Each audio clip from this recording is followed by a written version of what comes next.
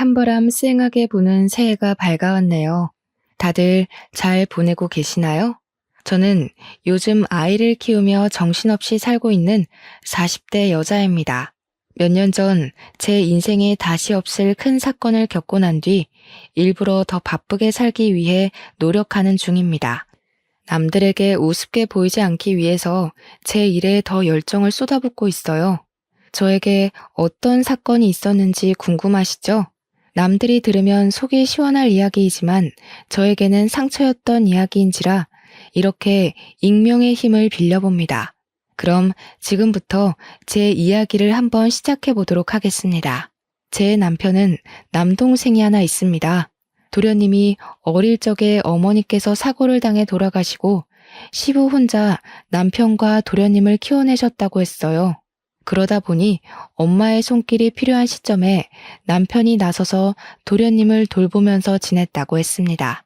하지만 나이 차가 아무리 많이 나는 동생이라고 해도 남편도 어린애인데 얼마나 엄마처럼 잘 돌볼 수 있었을까요?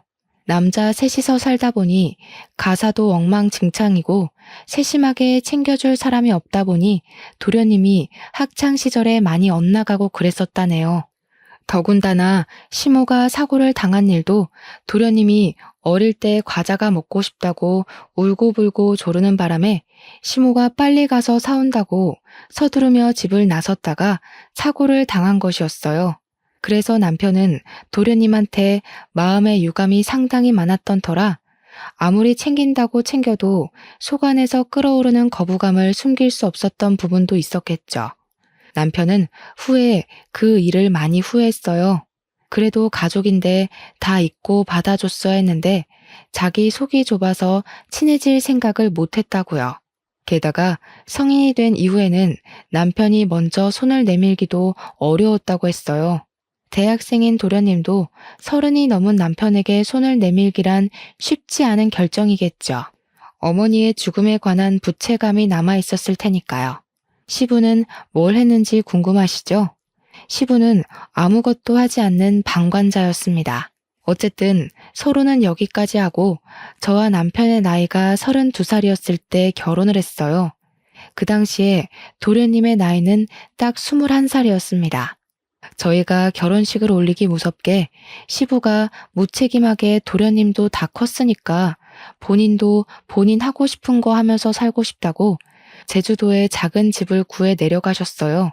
자연을 즐기면서 낚시나 하면서 그렇게 노후를 보내고 싶다며 다 버리고 떠나신 거죠. 도련님이 아무리 21살이라고 해도 돈도 없이 어떻게 혼자 대학을 다니면서 살 수 있겠어요. 원래 시부와 남편 도련님이 살던 집을 시부가 내려간 뒤 신혼집으로 꾸미기로 결정이 되어 있었고 도련님도 저희와 함께 더부살이를 하게 되었습니다. 결혼 신혼부부와 함께 살게 된 도련님은 괜히 눈치가 보인 건지 뭔지 2학년을 모두 마친 뒤 군대에 가기로 결정해 놓고는 1학기가 끝나자마자 군대에 입대를 했어요. 저는 마음이 너무너무 불편했죠. 도련님이 눈치 보면서 살 입장은 아닌데 괜히 우리 부부 때문에 군대에 가기로 한 것 같아서요. 하지만 남편은 대면대면하게 굴고 신경 쓰지 않았어요. 고래 싸움에 새우등 터진다는 말처럼 괜히 저만 가운데에서 눈칫밥을 먹으면서 살았죠. 근데 군대에 간 도련님이 또 짠하고 마음 아픈 거예요. 형이라고 하나 있는 건 군대에 간 도련님 신경도 쓰지 않고 시부는 제주도에 있으니 면회 갈 생각도 전혀 없고요. 그게 하나둘 쌓이다 보니까 제가 더 이상은 못 참겠더라고요. 그래서 주말마다 면회를 다니기 시작했습니다. 저희 남편은 뭐하고 저 혼자 면회를 다니기 시작했는지도 궁금하시죠? 저희 남편 직업이 건물을 지을 때 꼭 필요한 건물 안전 기술사예요. 건물 짓는 동안 뭐 부자재를 나른다거나 시멘트를 바르는 직업은 아니지만 건물을 지을 때 필수적으로 이름이 올라가야 하는 직업이죠. 현장에서 하는 거 없이 도면 보고 관리 감독 살짝 해주고 커피 마시면서 유튜브나 보면서 오면 된다고 아주 편하다고 했는데 뭐 실상은 어떨지 잘 모르겠지만요. 근데 이게 기술사라는 직함이 붙다 보니 연봉은 또 어마어마하게 좋은 직업이에요. 물론 시험이 그만큼 어렵고 경력도 꽉꽉 채워야만 해서 시험을 보는 사람은 많아도 합격이 어렵기도 하고요. 아무튼 남편이 주말에도 가끔 불려나가 현장을 확인해야 하기 때문에 주말에 제가 혼자 있는 시간이 꽤 되었어요. 그때 결심을 한 거죠. 도련님 면회라도 가서 내가 이 집안에 녹아들어야겠다 하는 생각을요. 도련님 부대가 경기도 이천 쪽이라 집에서 멀지도 않았고 요즘은 버스 타면 한 번에 가는 동네기도 하니까 일석이조다 싶었어요. 처음에 남편한테 주말에 도련님 면회를 가겠다고 이야기하니 거길 왜 가냐는 식으로 물어보더라고요. 그냥 도련님이랑 친해지고 싶다고 당신이 영 벽을 세우는 느낌이라 도련님이 집에서 편히 못 쉬는 것 같다고 했죠. 남편은 저한테 괜한 짓이라고 했지만 제가 꾸준히 설득을 하면서 이야기를 하니까 본인이 동생을 잘못 챙긴 부분이 있긴 있다고 인정을 했어요. 그러면서 도련님이 마음을 열게 되면 자기도 다가가기 좋을 것 같다고 하더라고요. 속으로는 남편이 먼저 노력하는 게 도련님 입장에서도 더 편할 텐데 했지만 남편이 또 나이 차이가 많이 나는 동생한테는 꼰대 같은 모습을 보이는 터라 제가 두 형제의 돈독한 사이를 만들어주기 위한 발판이 되기로 자처했습니다. 제가 처음에 면회를 가니까 도련님이 무척이나 당황해하면서 어쩔 줄 몰라 했어요. 11살이나 차이 나는 형수님이 면회를 왔는데 무슨 이야기를 해야 할지 뭘 해야 할지 막막해 보이더라고요. 저도 면회라는 걸 너무 오랜만에 가봐서 먹을 걸 막 바리바리 싸들고 왔는데 요즘은 그 앞에서 다 사먹고 한다더라고요. 처음 두세 번까지는 도련님이 저를 보고 너무 막막해하는 게 느껴져서 내가 괜히 왔나 싶긴 했는데 칼을 들었으면 무라도 썰어야 하지 않겠습니까? 어떻게든 나를 편하게 바라볼 수 있게 만들어야겠다는 일념으로 계속해서 찾아가서 했던 말 또 하고 했던 말 또 하고 반복을 했죠. 군대 생활은 어때요? 괴롭히는 사람은 없어요? 밥은 잘 나와요? 그런 질문들 있잖아요. 근데 도련님도 되게 군 생활이 외로웠나 봐요. 제가 자주 찾아가고 은근 말동무가 되어주니까 슬슬 자기 이야기도 하나씩 하고 군대에서 있었던 재밌는 일, 억울한 일 다 털어놓기 시작했어요. 대여섯 번째쯤 만남에는 멀리서 환하게 웃으면서 형수님 하면서 달려오는데 그때 딱 가슴에 뭔가 느껴지는 게 있는 거예요. 도련님에게 진짜 가족이 될 수 있겠다. 그런 마음이요. 그전까지는 저를 불편해하는 마음이 컸다면 이제는 저의 면회를 기다려온 사람처럼 굴어주니까 저도 되게 뿌듯했어요. 나이 차이 11살이 무색하게 은근 대화도 잘 통하고 친해질 수 있는 이야기거리가 많더라고요. 특히 연애 상담이 세상에서 제일 재밌는 거 아시죠?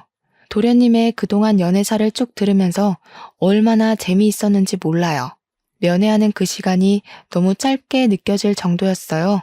처음에는 시간 언제 가나 계속 시계만 쳐다봤는데 나중에는 벌써 가야 돼? 할 정도로 시간이 순식간에 지났죠. 도련님도 군대라는 외딴 섬에서 지내면서 의지할 곳이 필요했었던 것 같아요. 남편도 시부도 도련님의 의지처가 되지 못하니까 제가 되어주겠다고 마음먹은 거고 도련님은 그걸 받아주었고요. 처음에는 휴가 나와서도 친구네 집에서 지내겠다고 인사만 하고 쓱 사라지곤 했는데 저랑 친해지고 나서부터는 달라졌어요. 집에 들어와서 시간을 보내고 저랑 술도 한잔하면서 못다한 이야기들을 나누기도 했어요. 남편은 그런 도련님의 변화에 매우 놀라워하면서 은근슬쩍 같이 엉덩이 붙이고 앉아서 이야기를 나누기도 했습니다. 도련님도 남편을 어색해하면서도 저라는 교차점이 있으니까 둘 다 슬슬 마음을 열기 시작했고요. 제대를 앞두고 휴가를 자주 나오기 시작한 시점부터는 정말 다른 형제들과 다름없이 둘이 장난치고 노는데 너무 벅차올랐어요. 결혼 처음 할 때 그 어색했던 공기가 무색할 만큼 웃음이 끊이질 않는 집안이 되었거든요. 하루는 도련님이 조금 과하게 술을 드시는 것 같더니 서로 울면서 지난 이야기를 하는데 제가 얼마나 짠했는지 몰라요. 속내를 다 털어놓고 나니 홀가분해 보이긴 했는데 그 이야기들은 절대 가볍지 않은 이야기였어요. 남편은 시모가 그렇게 허망하게 세상을 뜬 것이 동생 탓이 아닌 걸 알고는 있었지만 원망했었다고 이야기를 했고요. 도련님도 꼭 자기 탓인 것만 같아서 매번 마음의 짐이었는데 형까지 자기를 대면대면하게 굴고 싫어하는 티를 내니 그게 너무 힘들었다고 했습니다. 서로 마음속 깊이 자리 잡은 앙금을 털어내는데 제가 다 눈물이 나더라고요. 남편과 도련님도 울면서 서로 이야기를 하는데 결국 다 같이 울면서 새로운 화합을 다지게 되었습니다. 물론 다음날 술이 깨고 어색한 공기가 잠시 흐르긴 했지만 남편이 먼저 도련님을 꽉 안아주면서 서로를 이해하고 존중하는 사이로 발전되게 되었어요. 물론 남편은 그 발판에 제가 있음을 인정하고 저한테 참 많이 고마워했습니다. 그렇게 도련님이 군대에서 만기 전역을 했고 복학까지 하게 되었습니다. 알고 보니 우리 도련님이 학창 시절에 노는 친구들이랑 어울린 것 치고는 공부를 꽤 잘했더라고요. 학업에 집중해야 할 시기에 아르바이트를 하면서 시간을 헛되게 쓰는 건 아닌 것 같다는 저의 말에 남편도 며칠을 고민하다가 도련님을 불렀어요. 남편의 연봉이 또래에 비해 무척 높기도 했고 동생을 생각하는 마음을 가지니 도련님의 대학 생활을 책임져 주고 싶은 마음이 들었던 거죠. 저는 물론 찬성했습니다. 도련님이 공부도 하면서 일도 하고 그러다가 두 마리 토끼를 다 놓치는 건 싫었거든요. 도련님은 남편의 그런 마음에 고마워하면서도 은근히 본인이 나중에 취직하면 다 갚아내기를 원했어요. 하지만 남편은 딱 잘라서 동생을 위해 이 정도 돈은 쓸 수 있다며 걱정하지 말고 학업에 집중하라고 이야기를 했습니다. 저도 웹디자이너로 일을 하고 있었기에 상대적으로 여유가 있었어요. 물론 어느 회사에 취직해서 고정적인 월급을 받으며 일하는 게 아니라 프리랜서로 일하면서 건당 얼마씩 가격을 책정받아 재택근무를 하는 처지라 매달 고정적인 수입이 있다기보단 들쑥날쑥한 처지긴 했어도 그래도 중소기업에 다니는 웹 디자이너들 가까이 돈을 벌었거든요. 집에서 도련님을 챙기면서 금전적으로 도움도 줄 수 있으니 가족들 사이는 점점 끈끈해졌죠. 그러다가 제가 드디어 임신을 하게 되었습니다. 제 임신 소식을 남편이 제일 먼저 알긴 했지만 남편보다 도련님이 훨씬 더 좋아하셨던 것 같아요.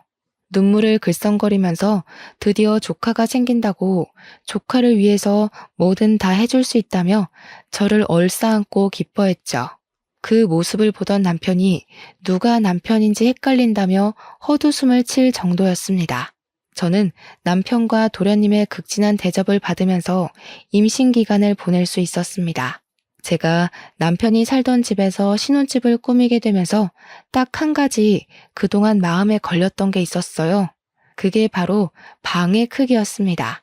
시부가 쓰던 안방을 리모델링하면서 저희 부부가 쓰게 되었고 두 번째로 큰 방이 남편 방이었는데 그걸 남편이 서재로 이용하고 있었거든요.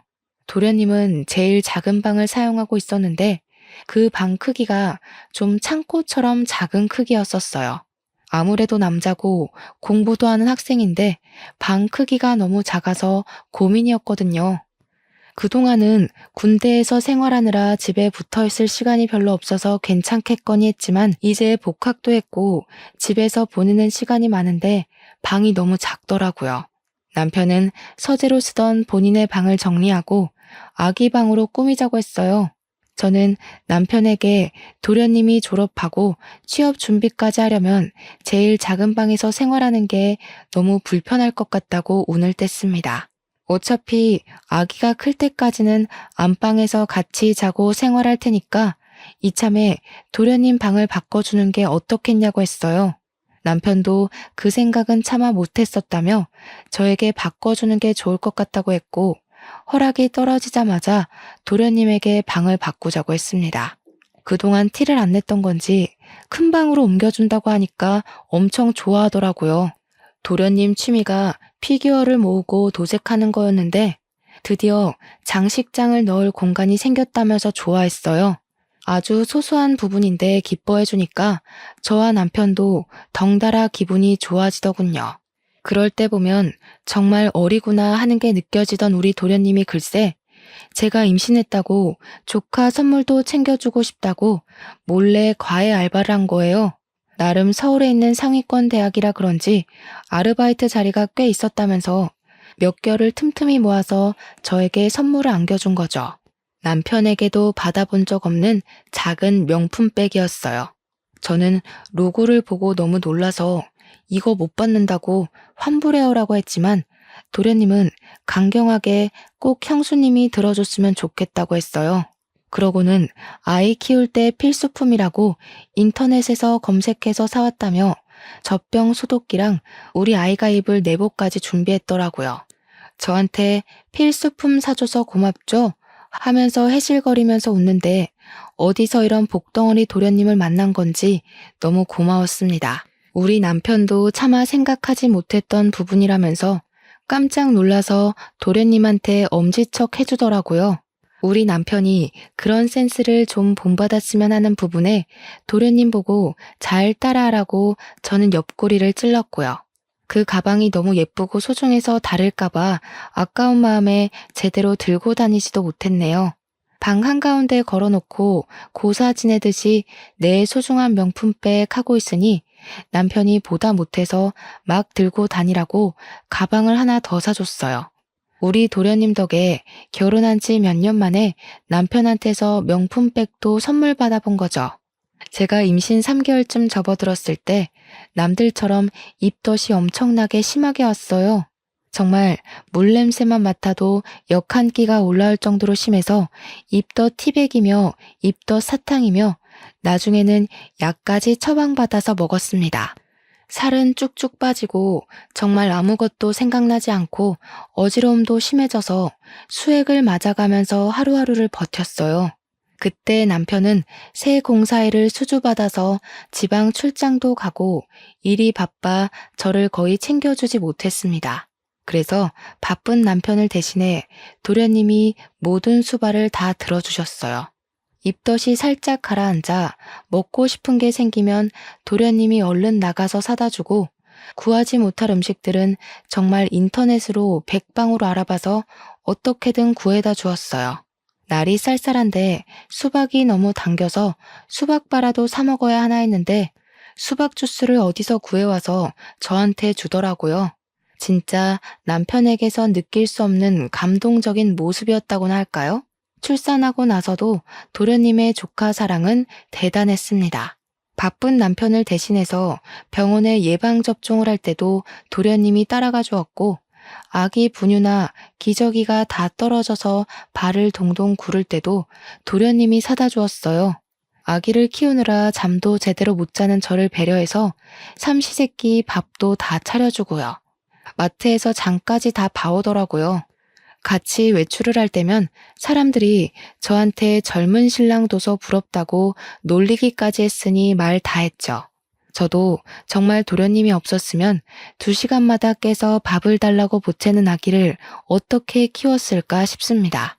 살림살이도 전부 도련님이 책임져준 덕분에 아기 젖병 한번 제가 소독해 본 적이 없었어요. 다행히 도련님의 기말고사가 끝나고 종강을 한 시점이라 24시간 붙어서 조카를 같이 봐주는데 너무 고마웠습니다. 그 나이대 남자가 육아에 대해 뭘 알겠어요. 혹여라도 조카한테 피해가 가면 안 된다고 제 육아 서적까지 빌려다가 보면서 공부를 하는데 진짜 도련님이 누구랑 결혼할지 너무 부러웠습니다. 도련님의 방학이 끝나고 나서는 시부가 간간히 올라와 아이를 봐주고 친정에서도 많이 도와주었어요. 100일이 지나고 나니까 아기가 잠도 더 오래 자고 보채는 것도 많이 줄어서 육아에 점점 능숙해졌죠. 그렇게 우리 도련님이 대학 공부를 마치고 졸업하는 시기가 왔습니다. 졸업식 날은 함께 보내야 되지 않겠냐며 시부가 서울에 올라오셨는데 얼굴이 많이 상하셨더라고요.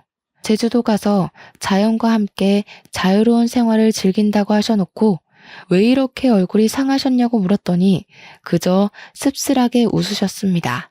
저는 오랜만에 본 시부를 대접하고자 산의 진미 제주도에서 많이 드셨겠지만 서울산도 드셔보라며 진수성찬을 준비했어요. 도련님이고 남편이고 아이 키우느라 바쁜데 별걸 다 한다고 은근 타박하는 말을 하면서도 차려진 음식을 정신없이 먹더라고요. 근데 정작 우리 시부가 음식을 제대로 드시지 못하시는 겁니다. 그래서 왜 이렇게 못 드시냐고 속상하다고 했죠. 그제야 시부가 할 말이 있다면서 사실 몸이 좀 안 좋다고 이야기를 하시는데 너무나도 충격적이었어요. 남편도 도련님도 입을 떡 벌린 채 시부가 하는 이야기만 듣고 있었습니다. 살아갈 날이 얼마 안 남은 것 같다면서 그래도 손주는 보고 갈 수 있으니 얼마나 다행이냐고 웃으시는데 눈물이 왈칵 쏟아질 것 같았어요.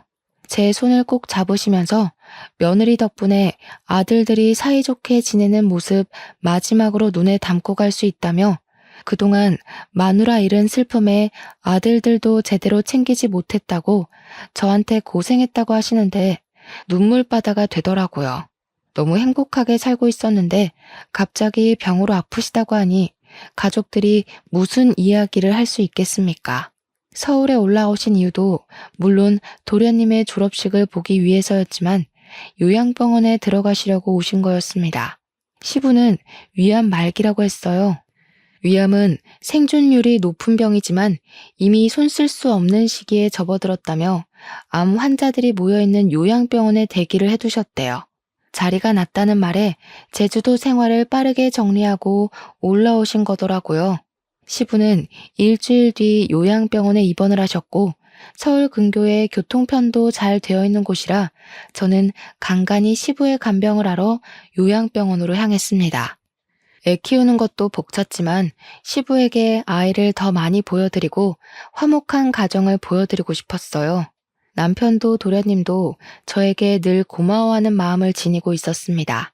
아기 업고 다니면서 시부 병간호를 하고 하지만 제 마음과 달리 시부는 오래 견디지 못하셨고 6개월을 넘기지 못하시고 돌아가셨습니다. 우리 아기 나이가 고작 3살밖에 되지 않았을 때였어요. 시부 재산이 많진 않았지만 은근히 알짜배기셨더라고요. 남편하고 도련님이 뚝 잘라서 반씩 나눠가지고 제주도에 작은 땅이 하나 있다고 해서 그 땅을 정리할 겸 다 같이 제주도 여행을 떠났습니다. 그런데 그 땅에 빽빽하게 나무가 심어져 있더라고요. 이 나무를 어떻게 처리하지 하고 있었는데 알고 보니 그 나무가 조경에 많이 쓰이는 나무고 부르는 게 값인 나무였어요. 땅값보다 몇 배나 더 비싼 나무였던 거죠. 빽빽하게 심어진 나무를 팔고 나니까 억 단위 돈이 생기더라고요. 그 돈이 통장에 찍힌 걸 보고 남편이랑 도련님이랑 저랑 셋이 얼마나 얼떨떨했는지 몰라요. 도련님은 2년이 조금 안 되는 시간 동안 취업 준비를 해서 대기업에 당당하게 입사를 했어요. 원래도 공부를 잘하고 또 나름 좋은 대학을 나왔으니까 대기업에 입사하는 게 당연하다고 생각은 했지만 도련님의 노력 없이는 힘든 일이었죠. 그런데 제가 모르던 사실이 있었던 거죠. 도련님이 직장 내에서 나름 인기도 좋고 서글서글하니 굳은 일도 잘하는 타입이었는데 그걸 시기 질투하던 무리가 있었던 겁니다. 하필 그 무리가 프로젝트에서 좋은 성과를 따냈고 도련님을 슬슬 무시하기 시작하면서 직장 내 괴롭힘이 시작된 거예요. 도련님이 어느 날부터 살도 너무 빠지고 원형 탈모가 생길 정도로 괴로워하더라고요.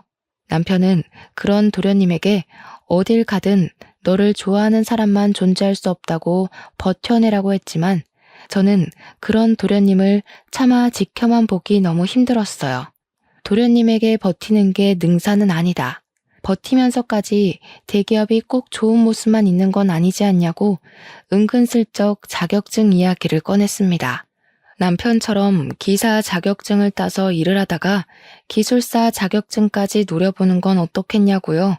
기술사를 따려면 아무래도 기사 경력이 인정되어야 하기 때문에 시간이 걸릴 순 있지만 결과적으로는 괜찮은 직업 아니냐고 했죠. 아직 도련님 나이가 젊기도 했고 충분히 가능할 거라고 생각했어요.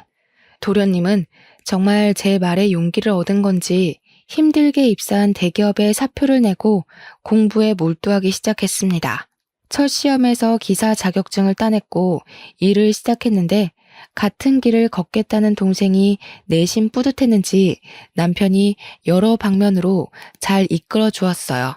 남편이 수주받은 건물 현장에 일손이 부족했는지 도련님에게 이야기를 하더라고요. 현장 사람들에게도 추천을 해서 도련님은 남편과 같이 일을 하게 되었습니다. 조건도 괜찮고 월급도 괜찮고 남편이 관리직으로 있는 회사나 다름없어서 그런지 도련님에게 다들 친절하게 군다고 했어요. 도련님도 남편이랑 같이 일을 하기 시작한 뒤로 출퇴근도 같이 하고 점심도 같이 먹고 꽤 즐거워 보였거든요. 그런데 한두 달 지나고 나서부터는 도련님이 또 점점 말수가 줄어들고 저한테도 대면대면하게 구는 겁니다. 늘 살갑게 저에게 말을 걸어주던 도련님이 갑자기 찬바람 쌩하니 부니까 저도 좀 이상했어요. 혹시 직장 내 괴롭힘이 옮긴 회사에서도 있는 건가 싶기도 했고 남편이 관리직이니까 저한테 말을 못해서 저러나 자꾸 눈치를 보게 되더라고요. 저를 피한다는 느낌이 딱 들었는데 곰곰이 생각해보니까 또 이상한 거예요. 직장 내 괴롭힘이 이유라면 굳이 저를 피할 이유가 있을까요? 그렇게 살얼음판 같은 몇 주가 지나고 도련님이 대뜸 분가를 하겠다고 선언을 했어요. 제가 왜 그러냐, 지금도 잘 살고 있지 않냐, 우리 딸이 서운해할 거고 나도 서운할 것 같다고 달랬어요. 근데 도련님이 딱 잘라서 자기도 벌써 30살인데 자리도 잡았고 혼자 살고 싶다고 하는 겁니다. 우리 딸이 몇 년 더 지나서 초등학생이 되면 다 큰 삼촌이랑 같이 사는 것도 불편할 것 같다고 하고 딸은 아직 어리니까 삼촌이랑 못 노는 거냐고 울고불고 하는데 도련님 입장을 생각해보면 우리 딸이랑 놀아주느라 주말에도 못 쉬고 하니까 도련님 생각을 하면 자취하는 게 낫겠다 싶더라고요. 집 근처에서 자취할 거죠? 하고 물어보니까 이번에 대구에 있는 회사에 좋은 조건으로 취직을 하게 되었다면서 대구로 간다는 겁니다. 거기 가면 아는 사람도 없고 기술사 공부나 차근차근 해서 시험 준비도 하고 싶다고. 대구가 너무 멀다 싶었지만 KTX 타면 또 2시간 거리니까 알겠다고 할 수밖에 없었어요. 도련님은 서둘러서 자취 준비를 했고 저는 은근히 미심쩍었지만 보내줘야 했죠. 제가 엄마도 아니니까요. 그런데 도련님이 자취를 시작한 이후 저랑 연락이 잘 안 닿더라고요. 맨날 잤어요. 바빴어요. 공부했어요. 이러는데 막말로 제가 뭐라고 도련님한테 닥달을 할 수 있겠습니까? 그렇게 또 어영부영 몇 년이 흘렀습니다. 남편은 여전히 일이 바빠 시간 내기가 어렵고 도련님의 연락은 정말 가뭄에 콩나듯 생존 신고만 하는 정도로 왔어요. 어느 날 갑자기 남편이 대구에 출장을 가게 되었다면서 가는 김에 도련님 보고 주말에 올라오겠다고 하더군요. 그래서 저도 주말에 같이 대구에 갈까? 하니까 일 때문에 가는 거라고 딱 잘라서 오지 말라고 했어요. 서운했지만 나중에 따로 가겠다고 했죠. 주말이 되어서 오랜만에 도련님한테 전화를 했어요.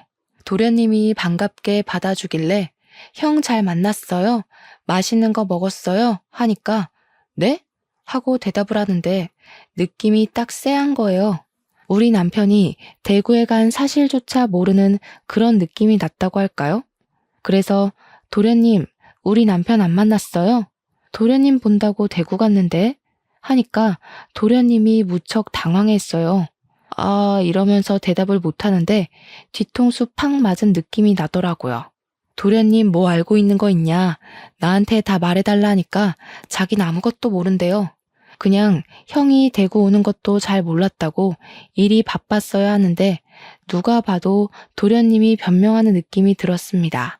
그래서 저는 남편이 바람이 났구나 하는 걸 직감적으로 느꼈어요.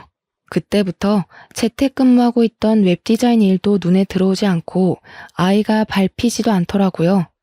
그래서 일단 남편이 집으로 돌아오고 뻗어서 자는 동안 남편의 휴대폰을 뒤지기 시작했습니다.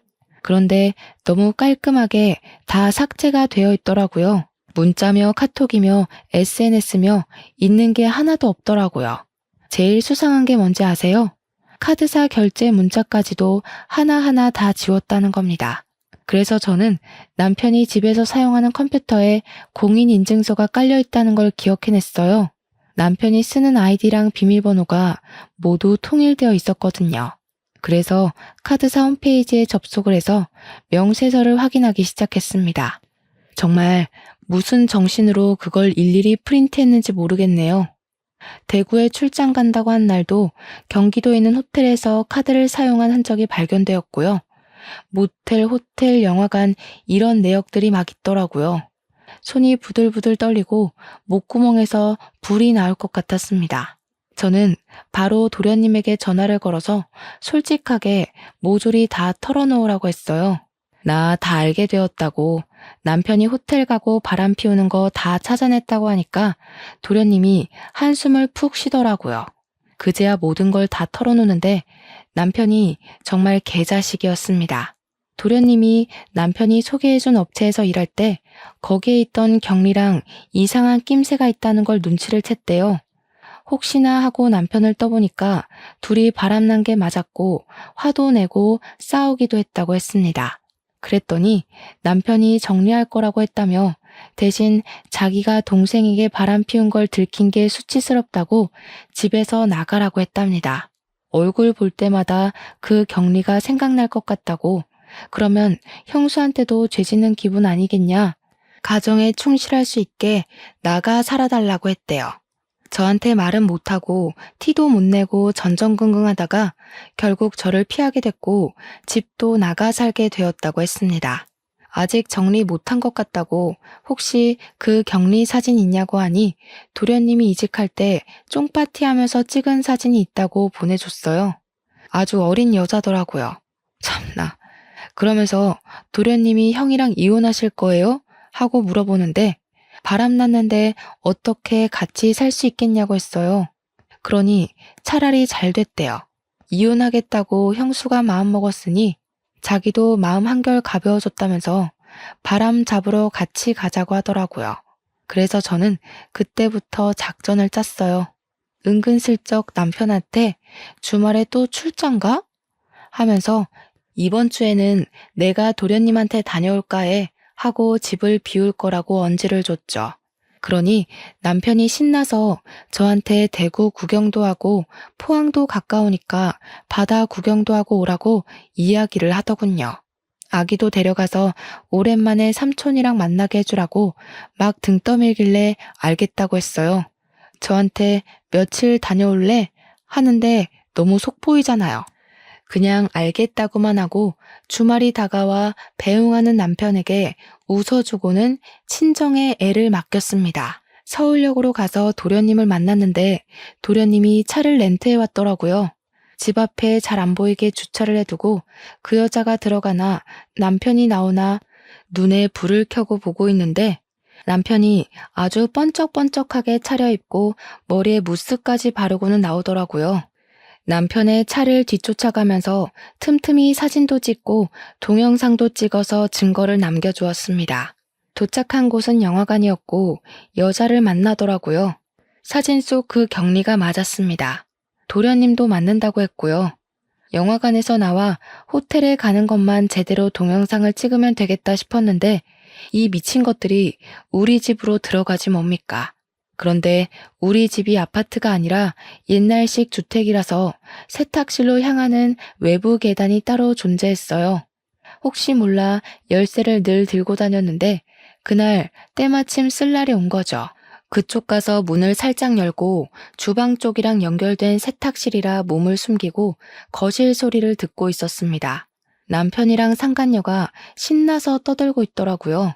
우리 진짜 호텔 안 가도 돼? 집에 있어도 돼? 나 너무 불안한데. 너 우리 집 와보고 싶어 했잖아. 마누라 대구 가서 오늘 안 들어올 거니까 너무 걱정하지 마라. 와이프 그 도련님이랑 바람난 거 아니야? 차라리 그랬으면 좋겠다. 이 집에 내가 들어와 살면 딱인데. 자기랑 나랑 너무 늦게 만났어. 제가 진짜 말도 안 되는 소리에 몸을 부들부들 떨면서 화를 참고 있는데 도련님이 완전 프로처럼 그 모든 걸 다 동영상으로 녹화를 하고 있더라고요. 든든한 마음에 저도 더 참아서 결정적인 증거를 잡아야겠다고 생각했습니다. 근데 자기 동생이 우리 불륜인 거 눈치챘다고 안 했어? 오늘 가서 말하면 어떡해? 그럴 일 없어. 걔 대구 간 게 우리 불륜 알게 돼서였잖아. 내가 너네 형수 가슴 아프게 하고 싶지 않으면 입 다물어라 그랬거든. 너랑 정리할 거니까 시간도 좀 줘라.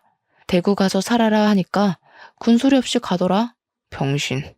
근데 왜 그렇게 자기 말을 잘 듣는 거야? 뭐 죄진 거 있어?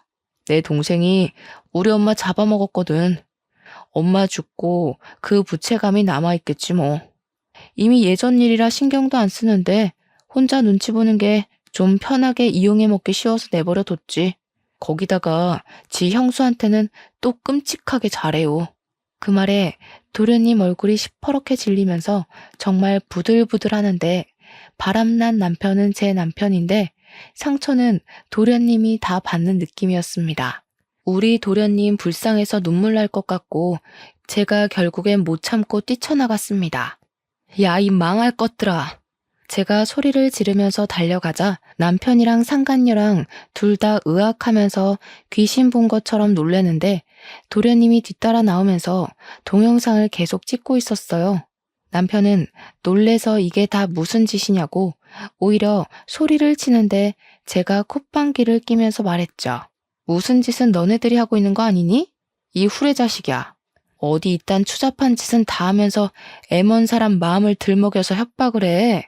그러면서 제가 다 쳐죽일 년놈들이라고 소리를 지르며 잡히는 대로 물건을 막 집어던지기 시작했습니다.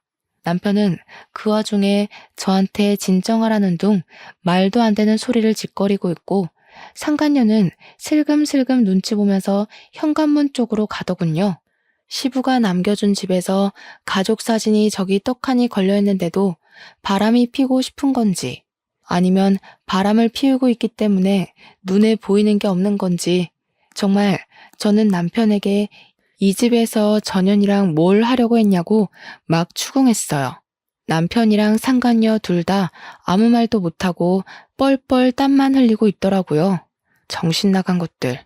다 죽어서 지옥에나 떨어지라고 저주를 막 퍼붓고 실성한 사람처럼 고래고래 소리를 질러댔죠. 그러니 도련님이 저를 딱 붙잡더라고요. 형수님, 증거 다 모았어요. 걱정 마시고 너무 화내지 마세요. 제가 진짜 우리 도련님 없었으면 어쩔 뻔했어요. 하나뿐인 형이라고는 저 모양 저 꼴로 살고 있고 남편은 동생의 죄책감 교묘하게 이용해서 바람을 피우는 게 말입니까 정말? 현관문 앞에 서서 눈치만 보고 있던 상간녀는 제가 당장 꺼지라고 집 나가라고 소리를 치자마자 불이 나게 도망을 쳤습니다. 남편도 뒤따라서 나가려고 하는데 도련님이 목덜미를 콱 잡더라고요. 아니, 형 집은 여긴데 형이 가긴 어딜 가? 그러자 남편이 막 제 눈치를 보고 도련님 눈치를 보고 아무 말도 못하고 하는데 도련님이 카메라를 남편에게 쓱 들이밀었어요. 이때다 싶어서 제가 이혼 합의하자고 동생 남길 거니까 카메라에 대고 대답하라고 윽박을 질렀습니다. 위기를 어떻게든 모면하고자 한 남편은 제가 시키는 대로 따라했습니다. 양육비는 매달 200만 원씩 주겠습니다. 이 집 팔아서 반반 나누겠습니다. 팔지 않을 시 시세의 반을 주겠습니다. 상간녀랑 정리하기 전까지는 이혼을 해도 면접 교섭권 자격이 없다는 걸 인지하겠습니다.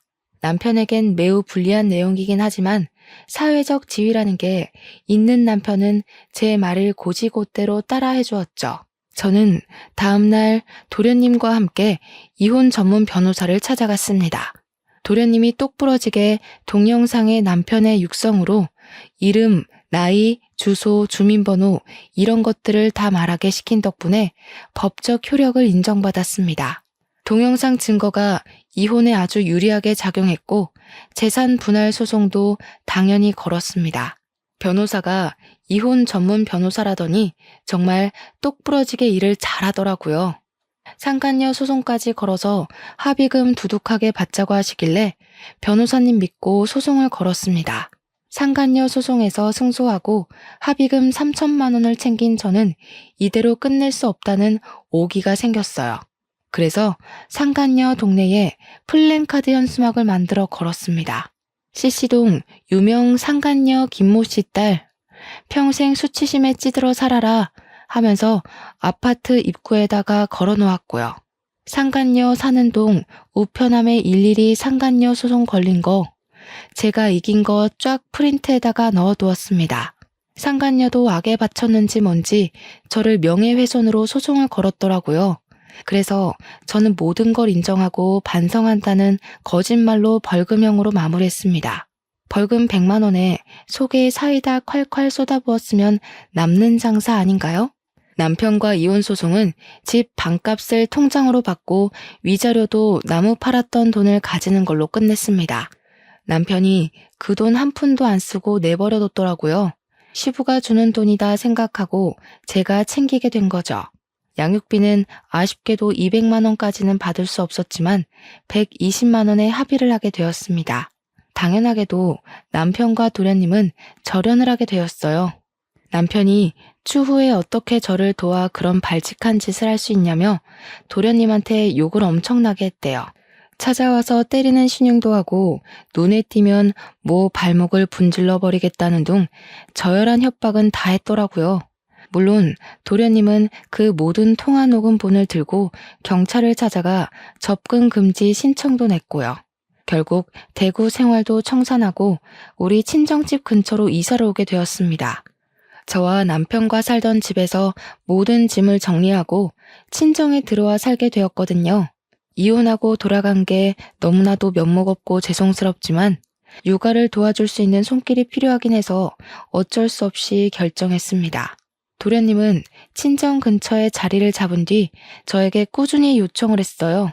저희 딸 공부하는 거 도련님이 지원해주고 싶다고 말이죠. 받은 유산도 있고 하니 살림살이 넉넉하다고 하는 겁니다. 본인 대학 등록금부터 취업 활동할 때까지 용돈도 주고 일일이 챙겨준 게 다 형수가 한 거 아니냐면서 은혜 갚고 싶다고 말하길래 그러지 말고 앞으로는 비밀 없이 힘든 거 있으면 다 말해달라고 했어요. 가끔 조카 용돈도 주고 저 맛있는 것도 사주고 그래주면 고맙겠다고. 애 양육은 제가 해야 하는 게 맞고 전 남편이 해야 하는 거라고 이야기했죠. 전 남편과 절연까지 한 마당에 의지할 곳은 저뿐이라며 앞으로도 잘 지내자고 너스레를 떨었습니다. 정말 가족처럼 아직까지도 잘 지내고 있는 중이고요. 전 남편은 결국 상간녀 소송 걸려서 집안 망신 시킨 거부터 시작해서 돈 물어주고 양육비 매달 줘야 하는 거 등등 상간녀랑 피 터지게 싸우고 헤어졌다고 하더라고요. 세기의 사랑인 척하더니 얼마 못 가 파국을 맞았다는 소식에 얼마나 고소했는지 모릅니다. 우리 친정에서도 도련님을 아들처럼 생각해 주시기로 했어요. 이제는 누나 동생 하는 사이로 지내며 지난주에도 집에서 밥 먹고 갔네요. 좋은 여자 만나서 장가 갈 때까지 제가 옆에서 가족처럼 의지처가 되어주려고 합니다.